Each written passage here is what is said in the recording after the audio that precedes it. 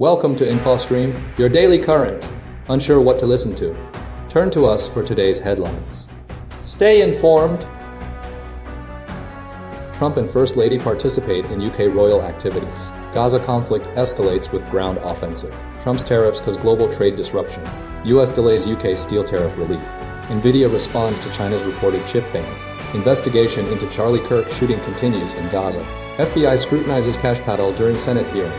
Congress faces a shutdown deadline due to funding disputes. FBI investigates vehicle ramming at Pittsburgh office. Administration defends potential protester prosecution.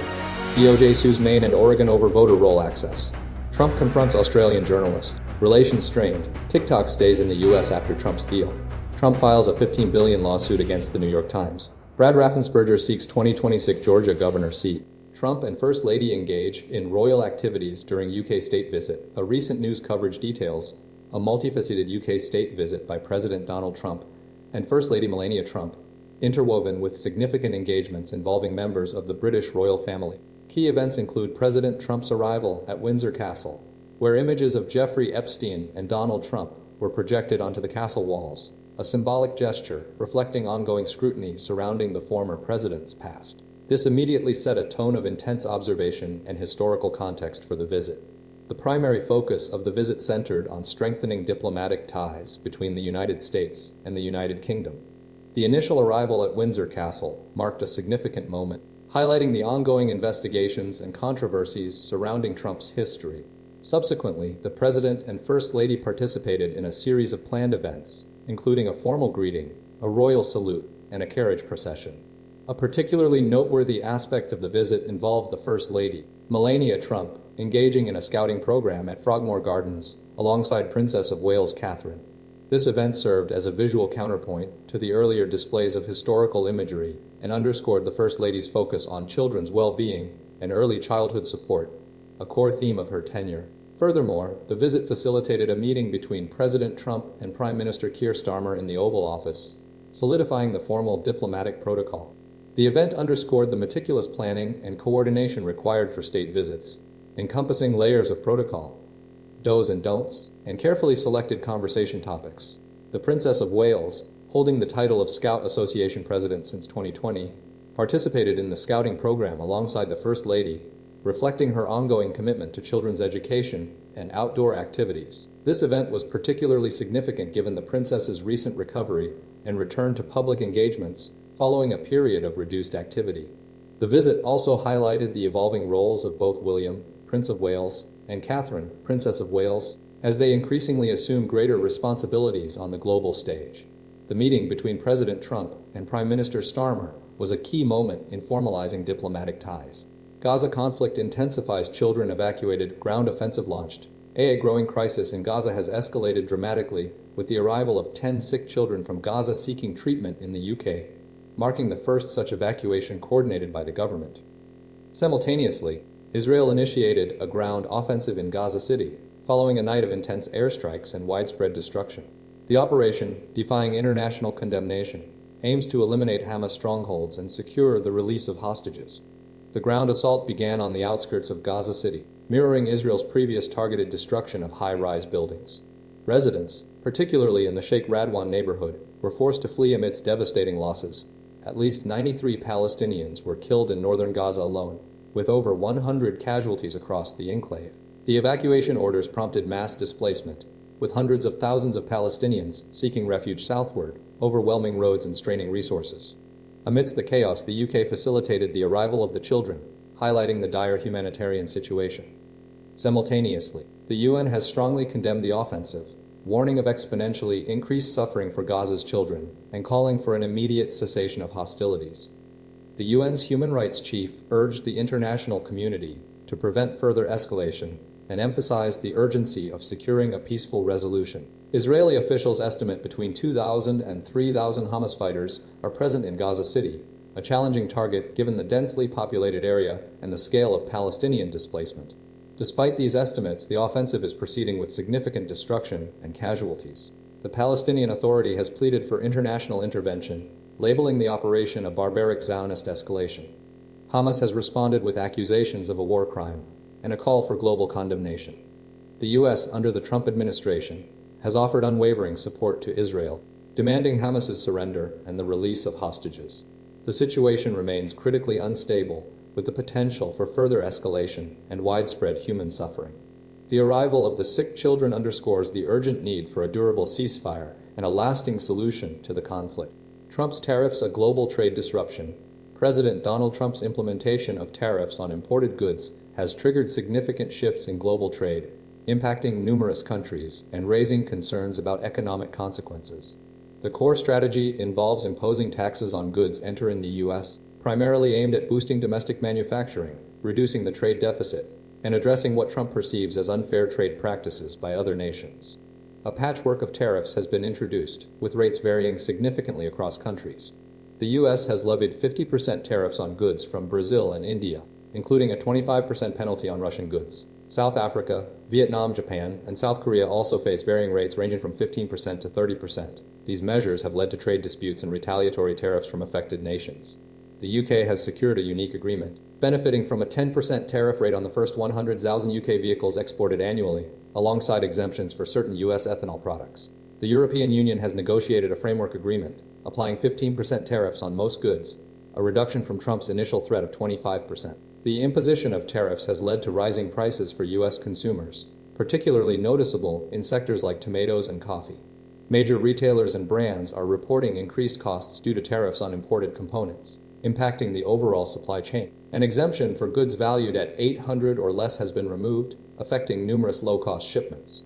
Furthermore, the U.S. remains the world's largest importer of steel, primarily from Canada, Brazil, and Mexico, with these nations also facing significant tariff pressures. Trump has threatened tariffs of 100% on semiconductors and up to 250% on pharmaceutical products, adding further uncertainty to the global market. Negotiations are ongoing with key trading partners, including China, Canada, and Mexico, to address these trade disputes.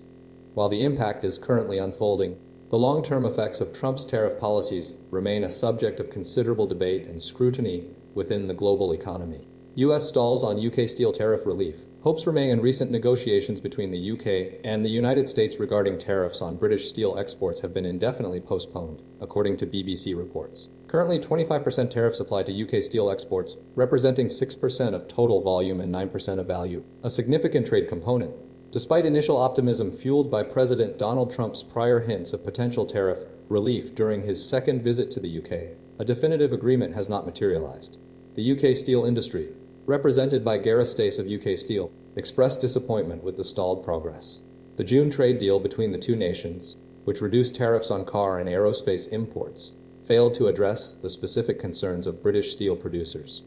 The core issue lies with the U.S. administration's control over the tariff decisions. While the UK government has actively pursued a zero-tariff arrangement, the final determination rests with President Trump. Trump's comments before departing on Air Force One highlighted his willingness to help Britain refine the existing trade deal, suggesting a focus on improving the terms rather than eliminating the tariffs entirely. He indicated a desire for a little bit better deal, leaving the possibility of a more favorable arrangement open. Business Secretary Peter Kyle has confirmed that negotiations for tariff relief are ongoing, maintaining it remains a path to zero. The situation underscores the complexities of international trade agreements and the reliance of the UK steel industry on securing favorable terms with the US market. The ongoing discussions represent a crucial step in mitigating the impact of the existing tariffs and securing a more sustainable trade relationship for British steel exports. The uncertainty continues to be a concern for the industry, with the outcome dependent on further diplomatic efforts and the willingness of the US administration to alter its stance. Nvidia's response to China's reported chip ban, and Jensen Huang, CEO of Nvidia, expressed disappointment regarding reports of a Chinese government order halting the purchase of the company's artificial intelligence (AI) chips. This development follows a previous ban on advanced chip sales to China, which Donald Trump reversed in July, requiring Nvidia to pay 15% of its Chinese revenues to the US government. The situation is intertwined with ongoing trade talks between the US and China, currently being held in Europe. Huang emphasized that the advancement of human society isn't a zero-sum game, aligning with President Trump's desire for both nations to win. He anticipates a resolution to the geopolitical complexities. The Chinese Cyberspace Administration had previously accused Nvidia of violating anti-monopoly laws, although details remain scarce. Nvidia's chips are crucial to the global AI boom, fueling data centers worldwide. China is aggressively pursuing its own AI strategy, including the development of indigenous chips, with companies like DeepSeek, Tencent, and Alibaba having previously ordered Nvidia hardware. The move reflects China's ambition to challenge the US's dominance in the AI sector. Huang stated his support for the US in navigating these challenges and would convey this sentiment to President Trump if an opportunity arose. The UK is hosting President Trump at a state banquet where tech leaders, including Huang, are expected to attend. Nvidia's investments in the UK are significant, including supplying chips for the Stargate UK data center, a collaboration between Nvidia, OpenAI arm, and Nscale. The ongoing trade negotiations and China's strategic push for technological independence highlight a complex and evolving landscape within the global tech industry. The potential impact on Nvidia's revenue and future market strategies remains a key concern. The investigation into the Charlie Kirk shooting and escalating violence in Gaza. The investigation into the murder of Charlie Kirk continues to unfold with significant developments surrounding the suspect, Tyler Robinson, and a dramatic escalation of violence in Gaza. Robinson's first court appearance was marked by his impassive demeanor throughout the proceedings, with prosecutors intending to pursue the death penalty. The hearing highlighted the suspect's lack of remorse and the seriousness of the charges against him. Investigators are examining Robinson's communications, including a detailed review of his activity on the Discord chat platform, with over 70 individuals under scrutiny. This expanded scope of inquiry suggests a complex network of connections and potential accomplices. Simultaneously, Israel has intensified its military operations in Gaza, resulting in a substantial loss of life and widespread displacement. Over 70 Palestinians have been killed, primarily in Gaza City, according to hospital officials. The targeted buildings were identified as being used by the Hamas terrorist organization. The Israeli Defense Forces, IDF, stated that the strikes were a necessary response to Hamas's actions. The IDF has destroyed over 130 residential buildings, leaving more than 50,000 Palestinians homeless. The situation in Gaza remains dire, with limited access to essential resources and ongoing concerns about humanitarian conditions. The escalation of violence underscores the deep-seated conflict and the devastating impact on civilian populations. The investigation into the Charlie Kirk shooting and the situation in Gaza represent two separate yet interconnected crises, both demanding urgent attention and resolution. FBI Director Kash Patel faces intense scrutiny in Senate hearing.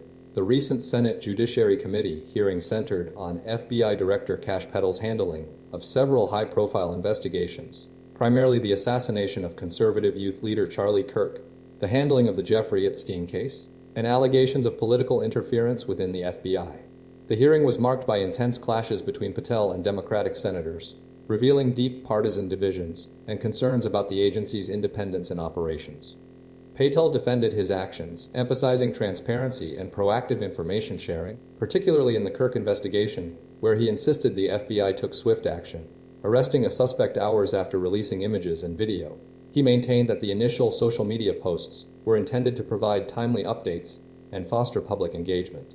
Patel vehemently denied accusations of politicizing the FBI, asserting that all firings were based on evidence and performance evaluations, not political motivations. However, Democrats relentlessly questioned Patel's judgment, highlighting instances of missteps, such as the premature release of information regarding the Kirk shooting, which led to confusion and accusations of a mistake. They pointed to the handling of the Epstein case, criticizing the Trump administration's non-prosecution agreement as an original sin and a source of ongoing issues. Several agents had been summarily fired, sparking lawsuits alleging political retribution, a claim Patel repeatedly denied. The hearing culminated in a heated exchange between Senator Cory Booker and Patel, with Booker predicting Patel's eventual dismissal by President Trump, a statement Patel dismissed as false information. The atmosphere was characterized by mutual antagonism, with both sides escalating their rhetoric. Republican senators, including Ted Cruz, praised Patel's composure and resilience during the tumultuous proceedings. The hearing underscored the significant challenges facing the FBI and highlighted the ongoing struggle to maintain public trust amidst heightened political scrutiny. The core issues revolved around accountability, transparency, and the potential for political influence within a critical federal agency. Congress faces shutdown deadline amidst funding dispute. The United States Congress is facing a looming shutdown deadline as a protracted funding dispute threatens to disrupt government operations. The core of the conflict revolves around Republican efforts to extend government funding while simultaneously seeking to alter Obamacare subsidies, specifically the tax credits for health insurance purchased through the Affordable Care Act. Democrats are vehemently opposing these changes, arguing they would significantly increase healthcare costs for millions of Americans. House Speaker Mike Johnson is preparing to bring a Republican-led funding bill to the House floor later this week, anticipating a near-unanimous vote in favor. However, House Democrats, led by Hakeem Jeffries, are poised to block the bill, framing it as a deliberate attempt to undermine healthcare access. Senate Majority Leader Chuck Schumer is similarly aligned, asserting that Johnson's proposal is irrational and driven by political motivations. The Republican strategy aims to leverage the funding debate to dismantle the Obamacare subsidies, a long-standing priority of the party. Democrats counter that this would exacerbate the existing healthcare crisis, particularly for vulnerable populations. The situation is further complicated by the potential for a government shutdown if a funding agreement cannot be reached by the September 30th deadline. Both sides are engaged in a messaging war, with Democrats emphasizing the potential negative consequences of Republican policy choices for healthcare. They are planning a Healthcare Coast Week of Action, featuring events across the country to amplify their concerns. Republicans, meanwhile, are portraying Democrats as obstructing a responsible budget. Several key players, including House Speaker Johnson, Senate Majority Leader Chuck Schumer, and House Democratic Leader Hakeem Jeffries, are central to the negotiations. The potential for a government shutdown is high, with both parties digging in their positions. The outcome will have significant implications for government operations and the healthcare landscape. The focus remains on the Obamacare tax credits and the broader debate over healthcare policy. FBI investigates targeted vehicle ramming at Pittsburgh office. The FBI is currently investigating an incident at its Pittsburgh field office that involved a man ramming a vehicle entrance gate with a white sedan, classified as a targeted attack against the Bureau. The event occurred at approximately 2:40 a.m. on Wednesday morning. The suspect, identified as Donald Henson of Penn Hills, Pennsylvania, approached the office several weeks prior to the incident, presenting a complaint that the FBI deemed lacking substance and unable to form the basis of a federal crime. Following the complaint, Henson proceeded to ram the gate, removing an American flag from his vehicle and discarding it onto the damaged structure. He subsequently fled on foot, prompting a widespread search. Authorities later took a person into custody, confirming Henson's arrest. During a press conference, FBI Pittsburgh Assistant Special Agent in charge Christopher Giordano initially characterized the event as an act of terror against the FBI, sparking immediate scrutiny. However, a subsequent FBI spokesperson clarified that the Bureau did not formally label the incident as terrorism. Giordano stated that investigators did not believe Henson was armed during the attack. The investigation is ongoing, with the FBI focusing on the suspect's motivations and the circumstances leading up to the incident.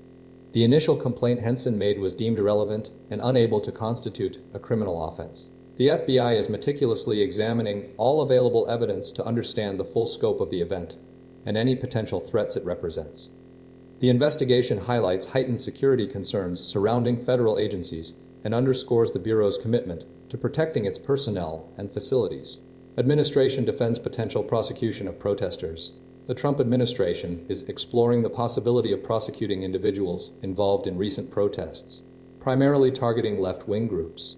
Following President Trump's suggestion of utilizing the Racketeer-Influenced and Corrupt Organizations Act, RISIO, against protesters who interrupted his dinner.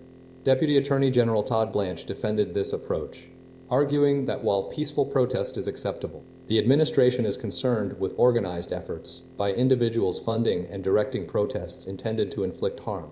Blanche emphasized that the focus is on those not physically present at the protests, but actively causing damage and terror. The controversy began when President Trump was dining at Joe's Seafood, prime steak and stone crab in Washington, D.C., when he was confronted by protesters chanting, "Free D.C., Free Palestine, Trump is the Hitler of our time." The protesters were met with boos from other diners, and Trump briefly approached them before the video ended. The protesters were subsequently removed from the restaurant. Blanche's defense comes amid heightened concerns following the assassination of conservative activist Charlie Kirk, prompting a broader discussion about potential targets, including the loosely organized anti-fascist group Antifa. The administration is considering designating Antifa as domestic terrorists and exploring the possibility of revoking the tax-exempt status of liberal nonprofits. Attorney General Pamela Bondi has pledged to pursue individuals using hate speech that crosses into threats of violence, although she subsequently clarified that such speech is not protected by the First Amendment. The administration's stance reflects a shift in rhetoric, particularly in the wake of recent events. The focus is on disrupting what they perceive as a coordinated left-wing effort to incite violence, despite the fact that many protesters are engaged in peaceful demonstrations. The administration's actions are generating significant debate regarding freedom of speech and the potential for government overreach. The situation remains fluid, with ongoing discussions about potential legal strategies and targets. The administration continues to signal its willingness to aggressively pursue what it considers to be threats to national security and the president's safety. DOJ sues Maine and Oregon over voter roll access. A Justice Department initiated legal action against Maine and Oregon on Tuesday, alleging the state's refusal to provide complete voter rolls to the Trump administration represents a violation of federal voting laws. Civil Rights Division head Harmeet Dillon stated that states cannot selectively comply with federal law, particularly concerning equal access to the ballot during federal elections. The lawsuit stems from repeated requests by the DOJ for unredacted voter rolls, which include crucial data like dates of birth and partial Social Security numbers, a move that election officials argue constitutes an overreach of federal authority, recognizing states' primary constitutional responsibility for election administration. This legal challenge coincides with President Trump's intensified efforts to expand the federal government's influence on elections, particularly in preparation for the upcoming 2026 midterms, which will determine control of Congress during his final 2 years in office. The administration has actively encouraged Republican-controlled states to undertake rare, mid-decade redistricting to secure more House seats for the GOP. Missouri's legislature recently completed this process, while a counter-redistricting effort is underway in California. Oregon's Democratic Secretary of State Tobias Reed emphatically rejected the DOJ's demand, asserting his commitment to protecting voter privacy and standing firm against what he perceives as a politically motivated attack on the state's elections. Similarly, Maine's Democratic Secretary of State Shenna Bellows condemned the DOJ's actions as an abuse of power. Beyond the voter roll requests, the DOJ claims the states also withheld other relevant information, including data pertaining to ineligible voters. The legal battle highlights a growing tension between the federal government and state election officials regarding the scope of federal oversight in election administration and raises significant concerns about potential partisan interference in the democratic process. The outcome of this lawsuit could have substantial implications for future elections and the balance of power between state and federal authorities. Trump confrontation with Australian journalist highlights strained relations. Recent events have revealed a tense exchange between U.S. President Donald Trump and Australian journalist John Lyons, stemming from inquiries regarding Trump's business dealings during his time in the White House. The confrontation occurred during a press interaction where Lyons questioned Trump about the potential increase in his family's wealth following his return to the presidency. Trump responded defensively, dismissing the question with a simple, "I don't know," attributing the management of his businesses to his children. He then directly accused Lyons of hoarding Australia, asserting that the journalist's line of questioning was detrimental to the relationship between the two nations. The incident underscores the ongoing difficulties in establishing a productive dialogue between the U.S. and Australian governments. Prime Minister Anthony Albanese has been actively pursuing a meeting with Trump for several months, a meeting that was initially scheduled but ultimately canceled when Trump abruptly departed the G20 summit. Despite this setback, Albanese remains committed to engaging with the president, stating that they will see each other in New York during the UN General Assembly next week. Trump confirmed plans to meet with Albanese, indicating he intends to discuss the journalist's questioning. He stated his intention to share this interaction with the Prime Minister. The situation reflects a broader diplomatic challenge, with Australia seeking to foster a stronger alliance with the United States, while navigating Trump's often unpredictable approach to international relations. The planned meeting in New York represents a crucial opportunity to potentially resolve the underlying tensions and establish a more cooperative framework between the two countries. The exchange highlights the complexities involved in managing a relationship marked by differing priorities and strategic viewpoints. TikTok to remain in the U.S. following Trump's deal. A resolution has been reached between the United States and China regarding TikTok's operation within the U.S., according to President Donald Trump. Trump announced the agreement, stating he intends to finalize the details with Chinese President Xi Jinping on Friday. The agreement effectively prevents the planned ban of TikTok, a social media platform owned by the Chinese company ByteDance. Initially, TikTok faced a deadline to sell its U.S. operations, but Trump has repeatedly postponed the ban since its initial announcement in January. The deal involves a combination of existing and new investors, anticipated to be finalized within the next 30 to 45 days. Oracle, a prominent U.S. technology firm, will maintain its existing arrangement to host TikTok's servers domestically, addressing a major concern raised by American lawmakers. These lawmakers expressed anxieties about potential data sharing with China, citing national security implications. Following the announcement, a U.S. trade delegation confirmed the establishment of a framework agreement with China as part of broader trade negotiations occurring in Madrid. While China acknowledged the framework, it emphasized that no agreement would compromise the interests of Chinese firms. During a press conference, Wang Jingtao, deputy head of China's Cyberspace Administration, elaborated on the agreement stipulations. He indicated that the Chinese government would review and approve aspects of TikTok's operations, including the export of technology and the licensing of intellectual property rights. This signifies a compromise allowing continued operation while retaining regulatory oversight from the Chinese side, aiming to mitigate security concerns. The deal represents a significant shift in the ongoing trade and technology disputes between the two nations. Trump announces a $15 billion lawsuit against the New York Times. Former U.S. President Donald Trump has announced his intention to file a $15 billion lawsuit against the New York Times, citing defamation and libel. The lawsuit will be initiated in Florida, a state aligned with the Republican Party. Trump's grievance centers around the newspaper's consistent criticism of his presidency, specifically targeting the Times' endorsement of Kamala Harris in the 2024 election, which he characterized as a mouthpiece for the radical left Democrat Party. He further accused the newspaper of employing a highly sophisticated system of document and visual alteration to smear his reputation. This legal action reflects Trump's long-standing animosity towards media outlets he perceives as unfavorable. Previous attempts to sue the Times, including a 2023 lawsuit alleging an insidious plot to obtain his tax records, a case dismissed due to constitutional concerns, have failed. Another unsuccessful defamation bid occurred in 2023 when he attempted to sue CNN for comparing him to Adolf Hitler, a lawsuit valued at $435 million. Trump's legal strategy has involved securing substantial settlements from other media organizations. ABC News and Paramount's CBS News have each paid multi-million-dollar settlements to the former president. He is also pursuing a lawsuit against the Wall Street Journal regarding its reporting on the Jeffrey Epstein scandal. The current lawsuit against the New York Times represents a continuation of this pattern, demonstrating Trump's determination to challenge media coverage he deems detrimental to his image and legacy. The dismissal of previous lawsuits highlights the legal challenges Trump faces in pursuing these claims, particularly given the scrutiny placed on his statements and actions. The ongoing legal battles underscore the complex relationship between the former president and the American media landscape. Brad Raffensperger enters 2026 Georgia governor race amidst political fallout. Brad Raffensperger, the former Georgia Secretary of State, who famously defied Donald Trump's attempts to overturn the 2020 election results, has announced his candidacy for governor in 2026.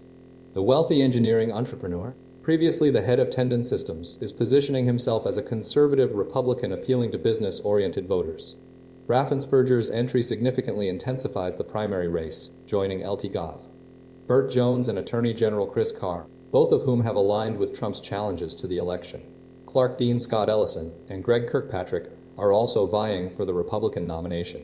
The race is further complicated by a strong Democratic field, including Keisha Lance Bottoms, Jason Estes, and Michael Thurmond. Geoff Duncan, who also opposed Trump's efforts, has entered the race as a Democrat. Raffensperger's campaign centers on a bold conservative agenda, encompassing eliminating the state income tax, capping property taxes for seniors, banning puberty-blocking drugs for gender-affirming care, and purging woke curriculums from schools. He also pledges to increase jobs and deport immigrants with criminal records, mirroring Trump's priorities. Raffensperger's decision to stand firm against Trump's pressure following the 2020 election transformed him into a national figure, attracting threats and scrutiny. He faced legal challenges and legislative restrictions aimed at limiting absentee voting. His refusal to concede the election after the January 6th Capitol attack cemented his status as a target. Prior to his role as Secretary of State, Raffensperger dealt with lawsuits alleging voter suppression in 2018 and oversaw the implementation of new Dominion voting machines. The 2020 election, marked by a narrow victory for Biden in Georgia, fueled Trump's relentless pressure. Despite the political fallout, Raffensperger maintained a quiet, deliberate campaign style characterized by speeches before Civic Club members. His 2022 re-election demonstrated the electorate's willingness to support his stance. even from voters who previously supported Democratic primaries. The legislative response to Raffensperger's actions included restrictions on absentee voting and the creation of a Trump-aligned election board, ultimately unsuccessful in challenging the state's election processes. The political landscape surrounding Raffensperger remains intensely contested, with his legacy inextricably linked to the contentious 2020 election and its aftermath.